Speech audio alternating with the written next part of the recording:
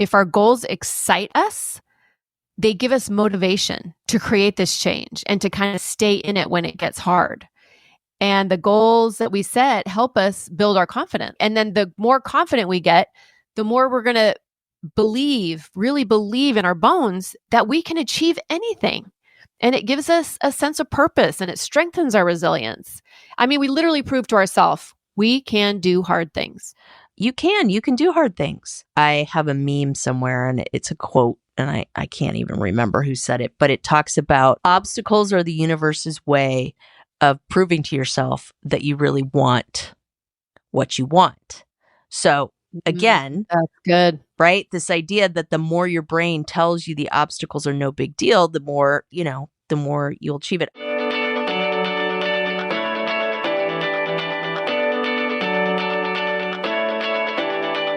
Welcome to Drinks with the Girls. Conversations for women over 40 around connection, change, and the power of female friendship. Living well with stories to tell. I'm Karen, and this is Lisa. We are moms and solopreneurs stepping into our own, diving into real conversations about things that matter to women in midlife. We're here to spill the tea on everything that affects women in their 40s and beyond.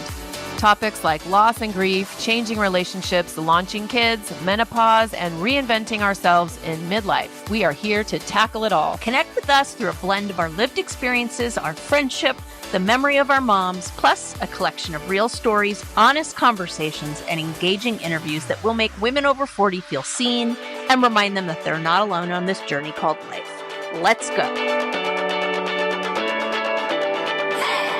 Hey, everyone. Welcome back to Drinks with the Girls, the podcast for women over 40 who are ready to live well with stories to tell. Today, we're talking about something that we're hoping will be super helpful, especially as the new year is on the horizon, and that is goal setting. Goal setting can really transform our lives, especially when we hit our 40s and beyond. Setting goals and chasing dreams can help us transform into the fullest and most empowered version of ourselves, which sounds good to me. And it can also reignite our sense of purpose. I'm down with empowerment and reigniting, that's for sure. So, Karen, I didn't ask you, what are you drinking? I forgot to ask you as well. I apologize. So just so our listeners know, today we are recording this on November 6th, the day after the election in the United States. And Lisa and I are going to do our best to be high energy and bring you this episode, with a smile. But truth be told, it's difficult. We're struggling. So in that vein, tonight, I am drinking bourbon on the rocks straight. Go, girl. It's my favorite tonight. Basil Hayden, my favorite. Well, I am fighting bronchitis, apparently, which is why I have the sexy Brenda Vaccaro voice. See, I'm so happy our girls are over 40 because nobody else would get that reference. And I've got hot tea in my mug here because that's about what I can manage here. So I probably should have just put bourbon in the hot tea and that would have just done everything we needed, but I couldn't plan. I couldn't plan ahead that far. So hot toddy. Anywho, goal setting. Goals are good. Goals are good. So sometimes at this stage of life, we have to get to know ourselves again. And part of this means taking action. Dreaming and wishing is fun, but if we want to truly step into that next best version of ourselves in our lives, we need to make some moves. I used to personally find goal setting really scary because I was always afraid I didn't reach them and I would feel like a big fat failure. I don't think you are alone in that. And I think sometimes we set goals that are like really small, like we know that we can reach them so we don't feel like a failure. But in the end, I feel like it's important that we set goals that are a little stretchy. And I don't want this episode to sound really like robotic and what's the word? Like Debbie Downer. Goal setting. Like, like boring or like, how can we spice it up? What's a better way to say goal setting? Dream chasing or? I mean, it's all about taking action. Yeah, I think you're right. I think if we think of setting goals as taking action, maybe it makes it sound a little less mechanical. Yeah, I mean, I think it's this dance between like we want it to be authentic, but at the same time, we don't want to feel like we're setting ourselves up to fail. And to me, that's kind of the inherent struggle, right? I do know that there is medical research, right? There's studies in the American Journal of Lifestyle Medicine that show that goal setting can lead to greater emotional well-being, just the act of goal setting. So whether that's starting a new career, writing a book, traveling to a dream destination, we have the power to chart our course. Just like Vera Wang reinvented her career post 40, we can pursue new dreams with vigor. And I think that that's the piece of the goal setting part where you're taking it from something just like rolling around in your head and actually putting it in action and making a plan. And I think the important piece that you said is having the power to chart our own course. Like we are in the freaking driver's seat. And I think too, when we get to this stage in life, we've been literally and figuratively driving everybody else around. Like we've been concerned with everybody else's well-being, mental health, goals, aspirations, whatever, right? And ours have been in the trunk. So I think when we look at goal setting or we look at the dreams that we have that have been on the shelf gathering dust, I think, it's exciting to think of being able to bring those out and like you said, chart our own course. And when we set goals, it reignites our sense of purpose. And I think sometimes when we're just going through life, in our 30s and our 40s and our 50s, sometimes our sense of purpose gets a little cloudy. And so when we can set goals, decide what we really want, set goals, we can reinvigorate and re-energize ourselves, which I think is super important after 40. Yeah, and I think that that's really the crux of it, because I feel like women in midlife, I know I went through this phase, have this idea that having these big dreams and big goals, it's too late for that. It's like, no, there's too many responsibilities or too many things. And so to me, when you're setting a big, audacious, hairy, juicy goal, that's kind of facing that fear head on, because if you don't go for it, you'll never have to say that you failed. So I think one of the goals that we have for this episode is to try to demystify that process a little bit. And so there's something y'all can kind of hang your hat on to start.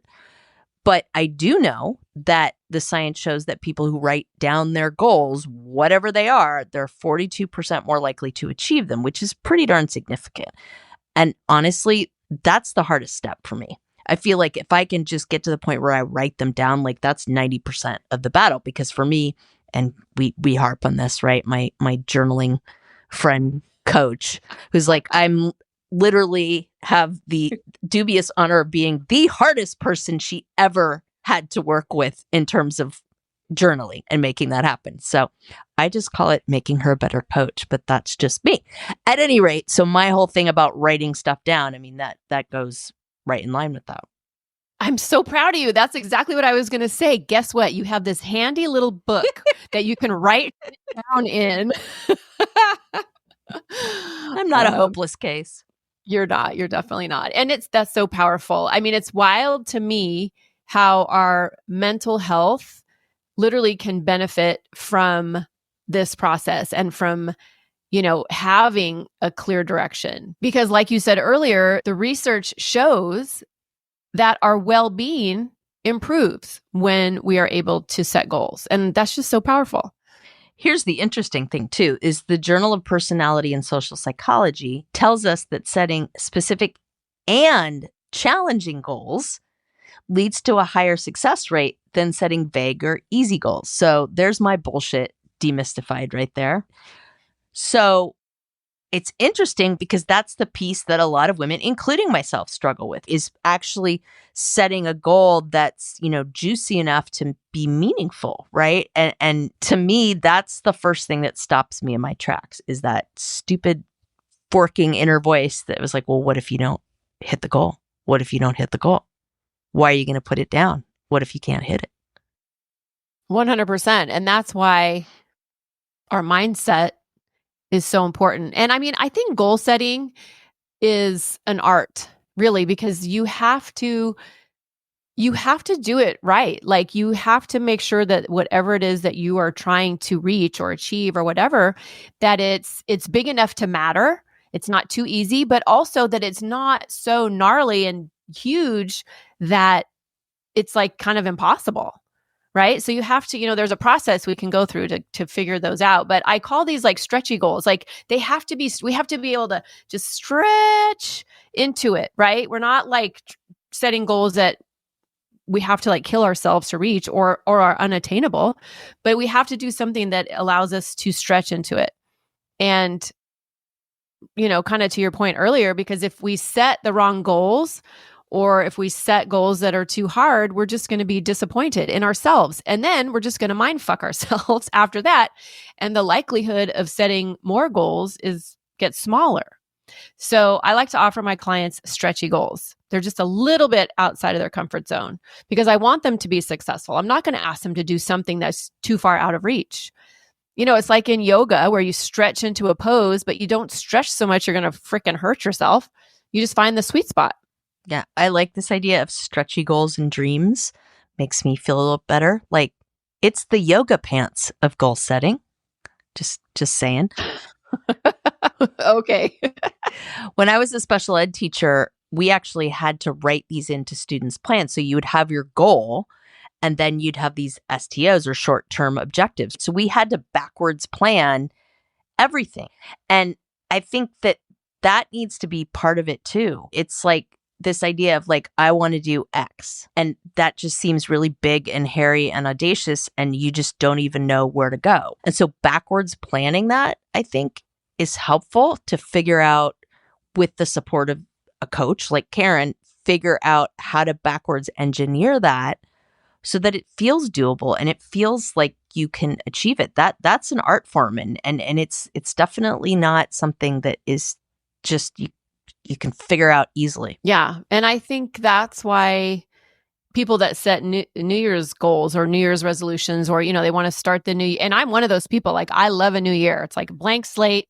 Let's start fresh and, see what goals we're going to go for this year. But I feel like that's why most people don't reach them. And, the other thing I want to say is I kind of use goals and dreams interchangeably because goals can feel so sterile and kind of masculine sometimes. And dreams feel a little more fun and magic, but to me, they're the same thing. And setting goals, it affects our behavior, it affects our motivation. And like we've kind of already talked about, it affects how we feel about ourselves. So like we've already talked about, to your point, Lisa, when we set a goal and don't reach it, we feel like a failure. So then if we don't do a ton of mindset work around this to reframe this, it'll just keep us from setting goals in the future. And then we start to develop a story in our minds that says, oh, I never reach my goals, so why bother? Yeah. And that fear of failure just grinds everything to a halt. I mean, yeah, it's a muscle, like it is not something that is just like, hey, let's go for it. You definitely have to kind of develop that muscle, I would say. My name is Karen Shatafian, and I am a shameless coffee addict and empowerment coach for women, and my love language is authenticity. My mission is helping women unapologetically design a life they're in love with. Because what the hell are we waiting for? My website, KarenShatafian.com, has all my coaching packages and free offers like my Midlife Reclamation Guide. In it, you'll find tools to help you decide how to create the most inspired and empowered version of yourself and your life. You can find me on Facebook and Instagram talking about ways women can show up for themselves after decades of showing up for everyone else. Join me as we throw off the shackles and live our best freaking lives. See the show notes for all the details. Cheers. Yeah. And it 100% leads to this like downward spiral of self-doubt. And then when we're in this cycle, we don't believe we can achieve anything. So we just stay right where we are. We stay stuck, like you said. Or we have this mindset of like, oh, well, big dreams are over. Like I'm whatever age I am. And, I deal with this a lot of times with people that want to join my business where it's like, yeah, I just need to like stick with what I know. Right. And I get it. Like security is important, but I also think that there's room to dream and to do some things that you maybe wanted to do and haven't been able to give yourself permission to do. Absolutely. Or because of the stories we tell ourselves in our mind, we try to convince ourselves that we don't have the capabilities. Yeah, like we are too old or it's too late. It's too late for dreaming, right? Which of course we know is bullshit. Yeah. And I mean, again, women in midlife tend to doubt and underestimate our capabilities anyway at this stage in life. So this just compounds our feelings of inadequacy. I mean, I think the danger with this type of goal setting is it makes you feel smaller, not larger. So how do we break this cycle of self-doubt? That is such a good question because I don't want any women to be afraid of setting new goals, right? Like we want to set ourselves up for success. So the first thing you have to do is you have to get clear, like crystal clear on what you want and get clear on why you want it. Like I think a lot of times we set the goals we think we should set. And so I think when we can really dive in and decide, what do I want and why? People talk about, well, know your why. And this is one of those times. And make sure it's reachable. Make sure it's something that is, kind of in your wheelhouse. I mean, not to say we can't like dream big, but I think it's good to have goals, different levels of goals, like have goals that are reachable and then have maybe one big, fat, juicy, delicious goal that you're just like, oh my God, if I could just make that happen, let me figure out how, right? That's kind of exciting. But then once you figure those things out, then you need to figure out what's your plan? Like what steps do I need to take to reach this thing? Make sure you have a way so you can know when you've reached this goal or when you've reached some of the steps along the way to this goal, right? You need to kind of check in with yourself. Yeah. And I think the goals may shift and evolve over time. I mean, I've talked before on this podcast about how this is like my fifth career. I don't even freaking know. And it wasn't that I failed or didn't achieve my goals. Like I absolutely achieved a lot of goals. It's just about, I have a different goal now of something that I want to do differently. And that's okay. It's not one and done.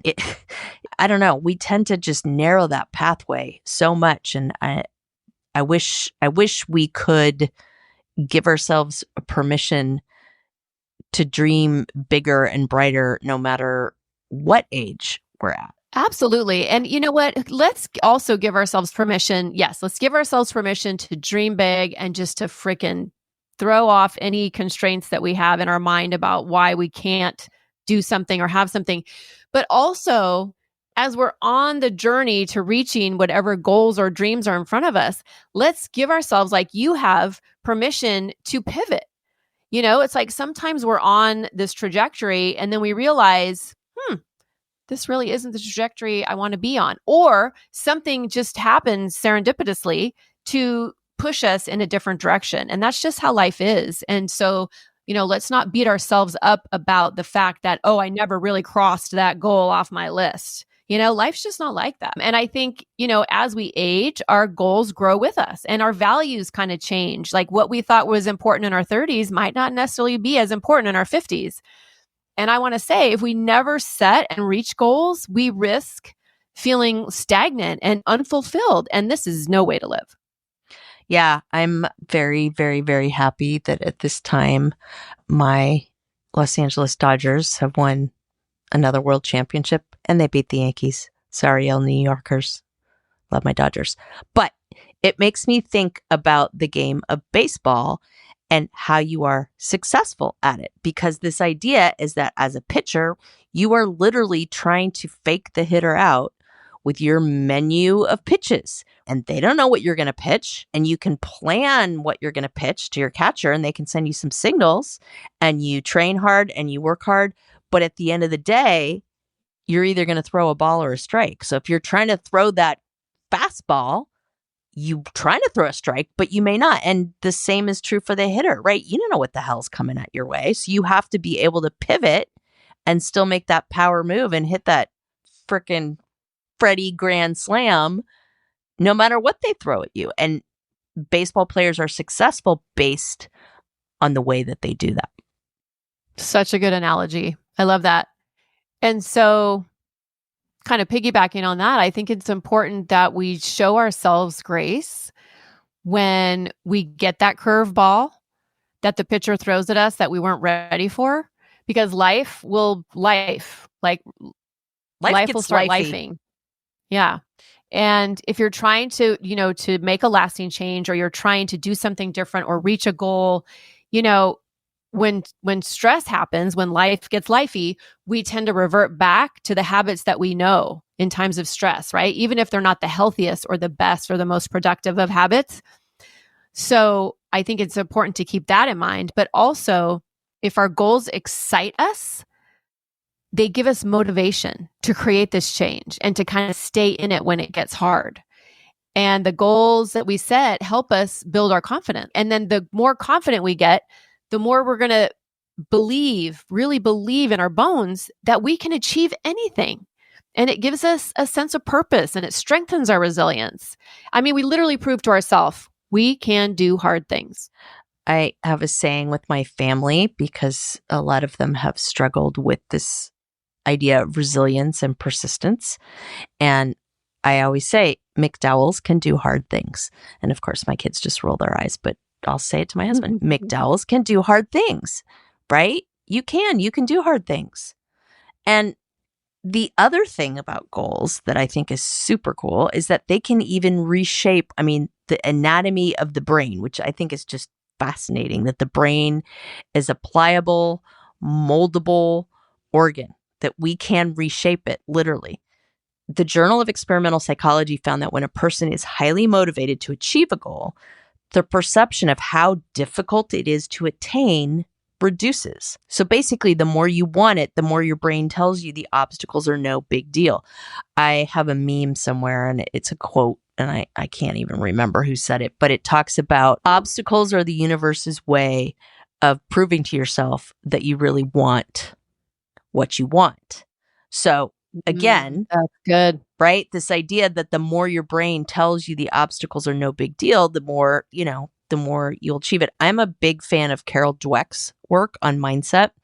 She talks about how changing mindset can actually affect the physical structure of the brain and mold it. I talk to my husband about this a lot because he is a victim of childhood abuse. And so I always talk about the grooves in his brain being deep in the wrong direction, and how he has to work twice as hard to re-groove it. It's like a record player. You're literally molding your brain with new channels. So the record player and that needle goes in a different direction than it's been going. So her book is called Mindset, The New Psychology of Success, and I will link it in the show notes. Yeah, I think the ideal goal is motivating, realistic, specific, and satisfying, right? But this can be challenging. Like, that's why New Year's resolutions usually tank, because we don't really think it out this much. We don't put all these elements in. And I definitely don't want people to think that they should not set new goals at the new year, because I love the new year. I love the new year. I love mornings. I love Mondays. I love the clean slate, the fresh page. So as we approach 2025, it's the perfect opportunity to set fresh goals. The other book I like that this reminds me of is James Clear's Atomic Habits. And I really love his take on things like resolutions and things like that, because what he talks about is that basically the science behind a resolution failing is like you are just biting off this huge chunk with no scaffolding to make it happen. So he talks about goal setting and habit changing as just chipping away at things, and he's got this whole format in there. It's a good read. If you haven't read it, definitely do that. And I do think it's important to reflect on the past year and what worked, what didn't. That can help shape new goals. And it's important to remember that starting small, just like these atomic habits, that's why he calls it that, can lead to big changes over time. Yeah, absolutely. That is a great book. And listeners, if you are, curious about, setting goals, or, if that resonates with you, we will link it in the show notes. But let's talk about the how in the setting goals. So the traditional way, you always hear about SMART goals, right? SMART, SMART, specific, measurable, achievable, relevant, and time bound, right? And these are important elements of goal setting. But in my work with the women that I work with, I've noticed that there are some pieces missing with this construct when I'm working with them on their goals. Those are clarity, accountability, and celebration. And I especially think those last two, accountability and celebration, those are the two that make the biggest difference for me in the work that I've done. Because I mean, honestly, like having accountability, it makes it so much easier. Like, sure, you can white knuckle it by yourself, but when you're accountable to somebody and you have to show up to somebody, you're responsible to somebody, that makes a huge difference. Yeah. My daughter is learning about SMART goals, and at her school, they do all their conferences student led, and it's pretty killer the way they do it, but she did a great job. But one of her goals, and she had really good goals. I was really impressed, and they were definitely stretching her. And one was like one that she wanted to refine, but one of them was, I want to stop being angry at my parents, right? And I was really trying not to laugh because I knew she was really serious about it, right? It needed some work. So like measurable was, so the goal, I want to stop being angry at my parents. Measurable, I'll stop being angry at my parents by the end of the year. Achievable, I'll stop being angry at my parents by the end of the year. Realistic, also, like, you get the picture, right? My name is Lisa Corachella McDowell, and I'm not just a healthy smoothie girl. Check out nextlevellifewithlisa.com, my website and centerpiece for all that I do. Connect with me about my free classes, the fabulous health and wellness products I have, literacy work, special education advocacy, and social media. I try to live my truth and put it all out there authentically. And for a special offer, go to nextlevellifewithlisa.com/podcast for some exclusive goodies for my Drinks with the Girls listeners. See you there. So dive into these nuances that you've talked about for us. I think that, I mean, I'm making fun, but that's I think, adorable. a helpful couple. That is so cute. And I just feel like so apropos for a 14-year-old. It's like props for setting a stretch goal, baby. But let's talk about some strategy here. I love it. Well, I mean, so you have to like dissect. I want to stop being angry with my parents, right? What's underneath that? Like, what are the layers that are kind of underneath that? So it's like, yeah, for sure. She doesn't want to feel angry all the time. You know, she lives with you people. She wants to love you. I mean, not that she doesn't love you, but you know what I mean? She doesn't want to be pissed at you all the time. But so I think the first part is just like really getting clear on what that goal is and why you have that goal. And then the accountability. Like we're all just out here trying to live our best lives and trying to set goals. And we have all these amazing dreams in our hearts, right? But we're all just like these little, I don't know, solo golf balls out on the golf course. Sorry, I'm trying to come up with an analogy. I'm not as good as you. It's all good. Instead of like being in community and doing it together and being accountable, even if it's a friend, like even if it's somebody, you know, like, you know, you want to, I don't know, get healthier with or something. I don't know. So, but to have somebody that you're talking to about these goals and that is checking in on you, like, hey, how's it going? You said you wanted to do XYZ. Did that happen? Right? And then the last piece is celebrating. Like nobody talks about celebrating the goals. And I'm not even just talking about when you reach the end goal, because like we talked about earlier, sometimes we don't reach that end goal, we pivot, or sometimes the goal shifts and change and is way greater than we ever could have imagined. But I think celebrating all the little steps that we take along the way and having somebody else celebrate you, you know, like you celebrating your daughter, you know, whatever, your husband celebrating you, just having people in your life that celebrate you is a big deal. But I think we have to get comfortable celebrating ourselves first as women, which we're not good at. And I want to go back to something you said, because I think it ties in with this idea of accountability. Like I know when I hear that word, I go, right? And it's not necessarily seen as a positive word, right? It's seen as a gotcha kind of word. So I think for a lot of women, that journey between accountability and celebration is just like, it's just mind blowing. Like they can't wrap their heads around that because they feel the accountability piece, but they don't feel the celebratory piece. So can we reframe the idea of accountability in a way that isn't so punitive? How can we do that? Well, I'm going to lovingly point out that Not everybody looks at accountability as punitive. Really? People don't think the way I do? What's wrong with them? I'm sure there are some women out there that feel the same way. They hear accountability and their hackles raised, right? I had one client who put it this way. She said, the accountability piece was important, but she looked at it as kind of like more of a responsibility. Like she felt this, not a responsibility to me, but a responsibility to herself. But I was like the one in the background that she was also responsible to, if that makes sense, because I was the one that kind of lighting a fire under her ass.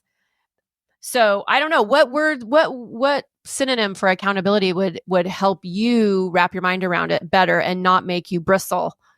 Well, see, there's this lovely job title that I would encourage you to explore, and it's called coach.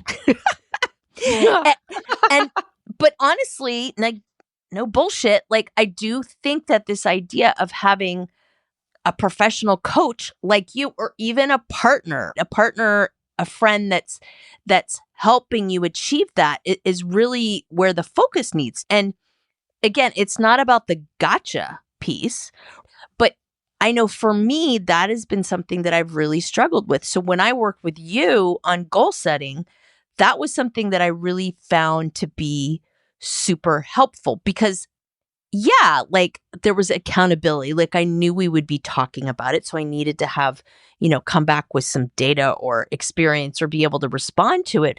But I also knew that you weren't waiting to like catch me out and be like busted, right? Like you were my coach. Like you were helping me refine and celebrate that. And so I think that piece is really important. And I would just really encourage any of you that kind of have the goal trauma that I have to reach out to someone like Karen and have that professional help, because it's the difference between developing this as a useful tool and just kind of playing around with it.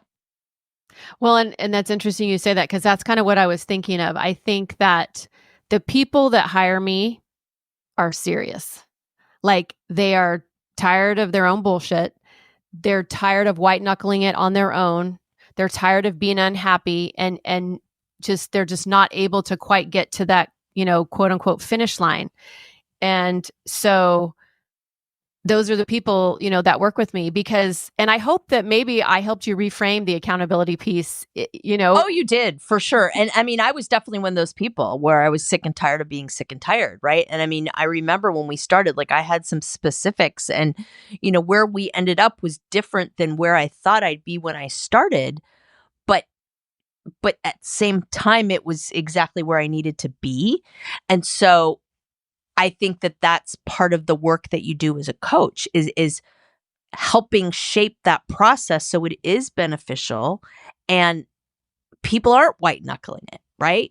Because they are sick of doing it themselves. I mean, for God's sake, if I'd been able to do it myself, I would have done it years ago, but clearly not so much. So I decided. And I think we are way harder on ourselves. Sorry to interrupt you.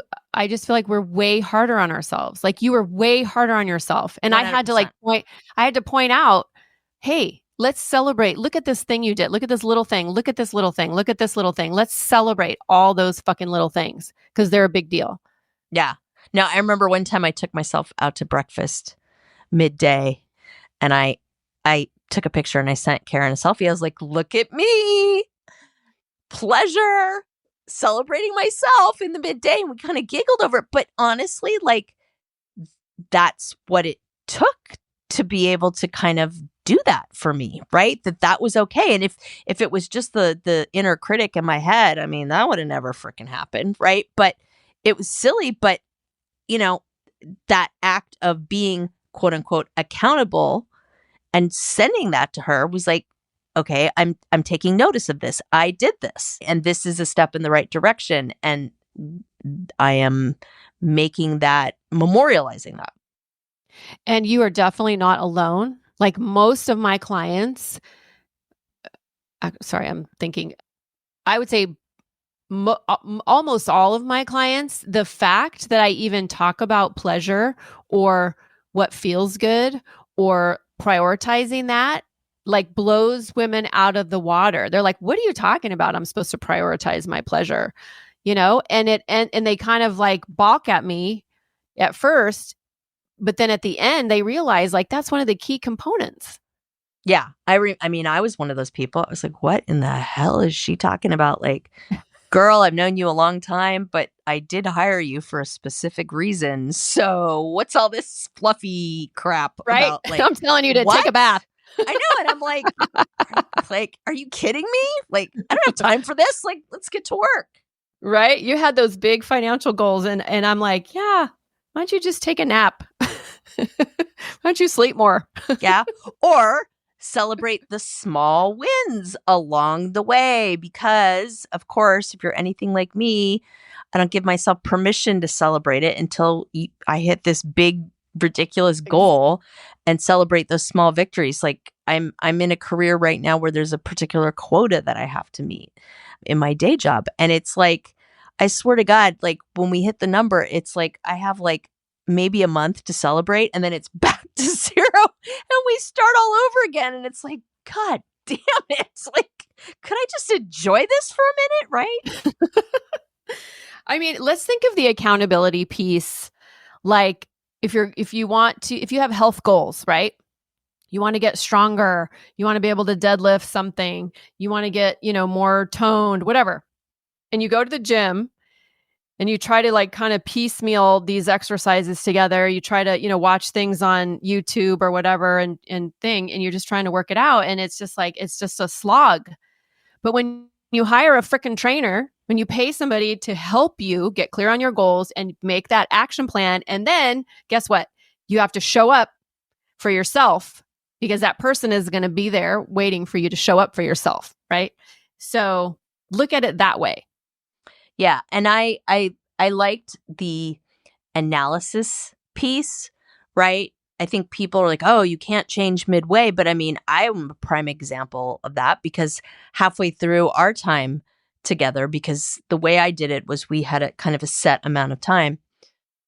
I was like, this is not serving me in this way. Like we need to tweak this. And so then there was this other process that was around it, right? And I think that was an essential part of the whole process for me because going through that allowed me to figure out what I really wanted, right? Because shocker, what I thought I wanted wasn't really what I wanted. And once we just kept peeling back the layers of that onion, it was like, oh, actually, it's this thing. Hey, Fabulous Drinks with the Girls listeners, guess what? We have something exciting happening here at Drinks with the Girls. We have a way for you, our listeners, to be involved. We would love you to be a part of our Drinks with the Girls support team. Creating a sisterhood of empowered women is our goal, and we are so grateful you are here. But we need your help to grow this incredible community that we have a big and bountiful vision for. You can help us get the word out about Drinks with the Girls because we want all women to feel the support of our powerful community behind them. Here's what you need to do. Go to your favorite podcast platform and subscribe or follow Drinks with the Girls if you haven't already. We need you to share every episode we put out. We would love for you to do this, especially when a particular episode resonates with you and or brings to mind someone you care about that you think would benefit from listening to it. Share with a girlfriend via text, share to your email newsletter, share on your socials, share from the rooftop. Every share is a chance for all women around the world to feel connected and supported by our Drinks with the Girls sisterhood. The other thing you can do is officially join our Pod Squad email list. That will help you in two ways. First off, every time a new episode drops, you'll get an email with info on the topic, so it reminds you to tune in and listen with an easy-to-follow link. But it's also an easy format to hit forward on and share with some of your favorite people so they can easily access the newest episode. That link is always included in our show notes for you. We are so excited to have you as part of the Drinks with the Girls Pod Squad support team.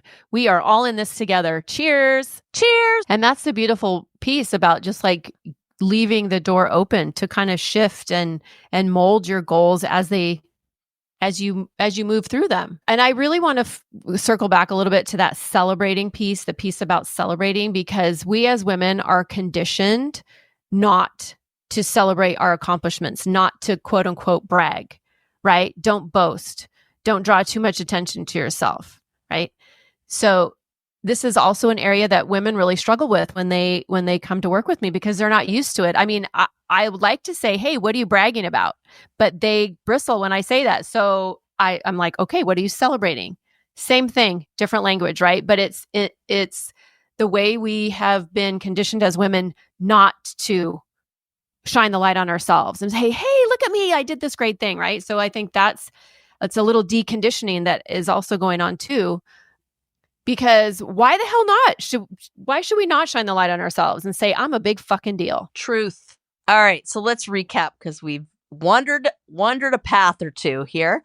When we're setting goals, they need to be super clear and specific. They need to stretch us a little, like yoga pants, but be within reach. We need accountability, or whatever you want to call that. And we need to celebrate the small wins in our goal setting journey. This is so helpful, especially as we enter a new year and people may have intentions that they want to set. I know a lot of people at this time of year think about a word that they're going to take with them, right? This is the time of year that this stuff kind of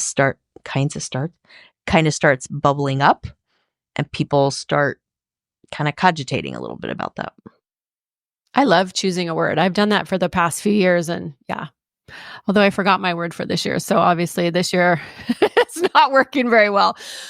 Yes. And these pillars that you talked about, they make all the difference in whether or not we actually reach our goals. You know, I've had a lot of women that I've talked to in the past couple months about being super frustrated with themselves because here we're coming to the close of another calendar year and they're still stuck. They have not moved the needle at all closer to those things that they wanted, and they're frustrated with themselves. And so I decided to offer women something for that. And so what I'm going to be doing is I'm having a group coaching program for women starting in January. It's going to be 4 months long, and it is specifically for whatever goals, desires, dreams, whatever you want to call them, those things that have been gathering dust on the shelf, those things that have been on the back burner because you've been so focused on everybody else. You haven't really had the time or the space or the energy or maybe even the confidence to try. I'm going to set this beautiful container of women who are all growth minded and setting goals, and we're all going to do it together. So it's called Your Next Best Step, Permission to Live Your Best Fucking Life. And it is tailored specifically for women over 40 and beyond who've just been so consumed with everything around them that they haven't had the space to focus on themselves. So if you're interested in that, we will definitely link it in the show notes. You can also go to my website, KarenShatafian.com. It's over there. And also I talk about it all the time on my socials. Yeah. I mean, if I haven't shown it on this episode, I want to encourage listeners to take a serious hard look at investing in this for yourself. I know that you really helped me so much when I did goal setting with you. And I felt like I was crafting them in a way that they were doable, and working with you helped keep me accountable. There's that word again, in a way that I could feel successful, right? It wasn't accountability just for accountability's sake. I felt successful. And this is such a great opportunity. I hope lots of our listeners take you up on it. Oh, thank you. And yeah, that's the point. It's like, I want women to be successful because I want women to be successful. Period. The end. And I am just so excited about this. Like, I can't even tell you how excited I am about this program because I get so juiced up when women tell me their goals and they tell me the things that, you know, sometimes they haven't even told anybody else. Like sometimes they've been holding this thing so close to their chest, and for whatever reason, they haven't even been able to express it to anybody else. So I'm just super fired up for this program. I can't wait to help women change their lives. And, you know, to help them put their dreams back on the front burner and crank that heat up to fucking high, baby. As usual, we'll put all the juicy details in the show notes. We want to thank everyone for joining us this week. And do us a favor, if you wouldn't mind. Please, if you liked what you heard, please share this episode with a girlfriend and hit that subscribe button. That's how we keep doing what we're doing. And we need you to help build our community. Yes, because we need more women to hear our message, because we want all women to feel supported and inspired and empowered throughout their lives. And we want to just create a whole squad of women just reaching their goals and stretching themselves. And so we all can just basically become the best, most empowered version of ourselves and live lives that feel really good, because that's how you do it. Long live yoga pants. So it's about creating a life you love and reclaiming your power and we want to help you do it. So here at Drinks with the Girls, we are firm believers in creating a life you love and reclaiming your power as you move towards your next chapter in life. So we will catch you on the flip side and see you next time. Cheers. Cheers.